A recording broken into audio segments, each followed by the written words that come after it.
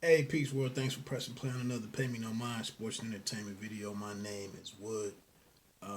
Jump right into it. Man, this was one of those dope weekends.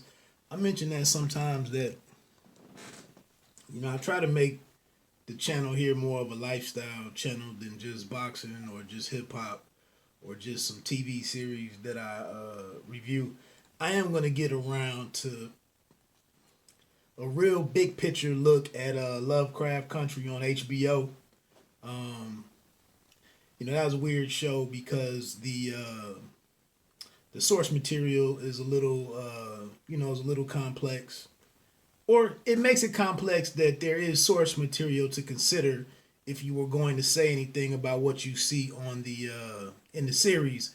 That's taken from somewhere else, and then that book, I believe from 2016 was when it was published, is from material that was from you know 100 years ago or more or something. So uh, I've just been enjoying the show and being grateful that it was some black people that were cast as something other than gangsters or a lot of street activity, crime life and stuff.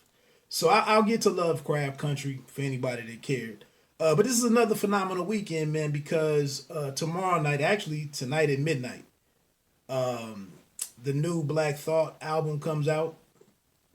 Streams of Thought Volume 3, Cain and Abel or something.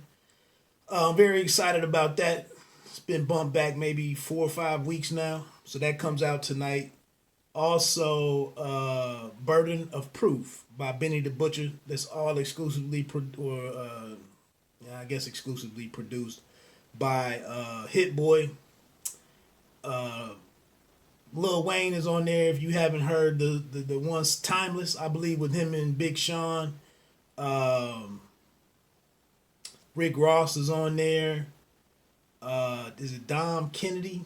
I've seen the name before.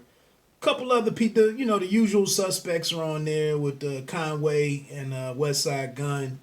I think it's 14 songs. I want to say 11 songs. There's already a video out there for one of the songs. I can't remember if you go to rollingstones.com. I haven't checked that out. I'm gonna keep it a buck. I'm not the biggest Lil Wayne fan.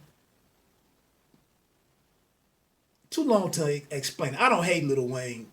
It's when he gets to sloppy Lil Wayne and all that the other stuff. I just don't. Technically, I don't like that type of rap or type of rapping.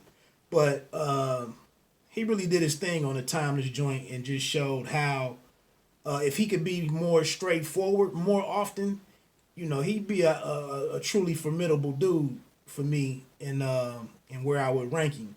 But he's just one of those guys that's kind of not really on my radar just because he does his thing. Look at his clothing and his how he presents himself.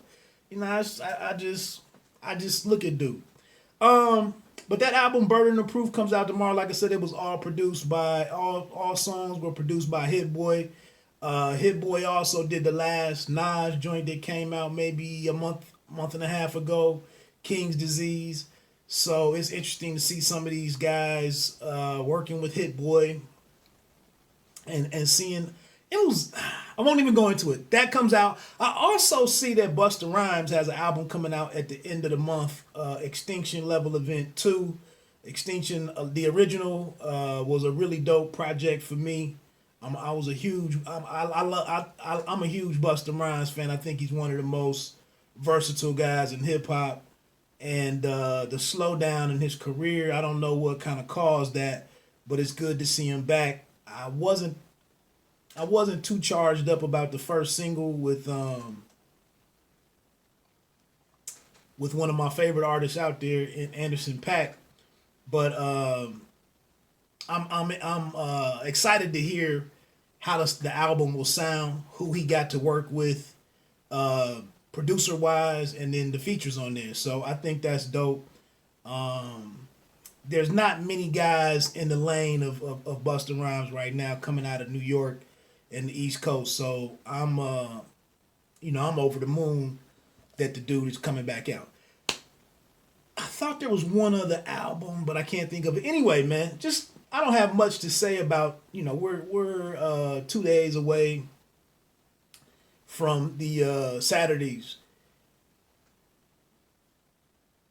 Mine went blank. Vasily Lomachenko and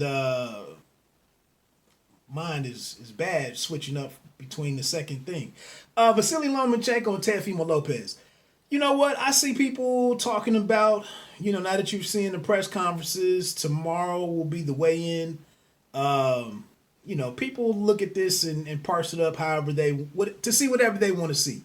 You have to keep in mind, you're going to see and hear a lot of individuals giving you their breakdown of the fight and their winner based on the fact that they hate something. They either hate the guy or hate something about the guy. Some of those things are not even factors that the guy can control. You got people that hate Lomachenko because he's a pound for pound guy and he was beat by Orlando Salido in his second fight. There was a certain situation that happened with every opponent when they quit, or it's hype around him. It's things, promoters and networks have to promote, and put their boxing calendar around something, around somebody. And if that's one of the figures who's been part of Top Rank's plans and what they're doing at ESPN, I mean, it is what it is. Then on the other hand, people don't like the brashness of Teofimo Lopez. They don't think he's fought anybody. Maybe they don't like his dad. Maybe they don't like the way he celebrated a knockout. So just take that into consideration, man. People have to talk about the fight. And like I said, there could be some different motivations and forces out there driving why they're saying what they're saying. They have absolutely nothing to do with what's going to happen in the ring. Right now, I see a lot of people saying, the kid is uncomfortable sitting on the stage with Lomachenko. I don't really know how that's possible when they've been. Don't get me wrong, he might have some nerves, but I mean, the dude's been working at being a boxer for over 10 years. These dudes are fighters. A little bit of nerves is a good thing to me in a way. I don't, like I said, man, people. I really haven't even watched the press conference because I don't really need. I saw the shoulder program and the blood, sweat, and tears. I took quite a bit from that. I don't really need to see the next day or two to really sway me in one direction or the other. I think, once they get in the ring, I think both dudes will fight and do what they do. So, anything that's going on right now, anything that's said, like I said, this whole rivalry that they have has been building for 2 years. We saw the angle that they took with Shakur Stevenson and Joette Gonzalez, with Gonzalez's sister. You haven't heard of nothing about her sister, his sister since, have you? No. So I'm not gonna get all worked up about anything that I hear over the next 48 hours, factoring into kind of what I think is gonna happen. I'm not saying anybody is stupid for looking at that. I'm not saying that some of this stuff shouldn't be factored in. But again, I think the kid is trying to fly near the sun, and I don't think the guy that I think it's a good risk on his behalf. I think he said everything that he needed to say, pretty much.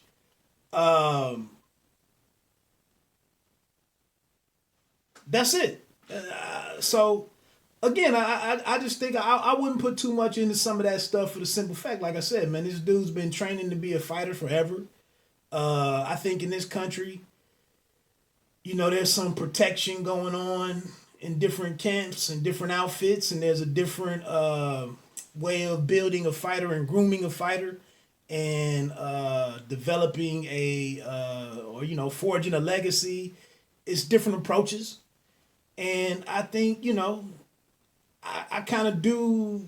Like I said, I have tapped into what I see in Team Lopez, the dynamics between senior and junior, and that's the one thing that does kind of bother me is how dismissive Teofimo Senior is. But I mean, hell, if he wanted, there's saying that they won't go past the fifth. Now, if he was to go out here and knock Lomachenko out in the third or fourth round, or even in the fifth,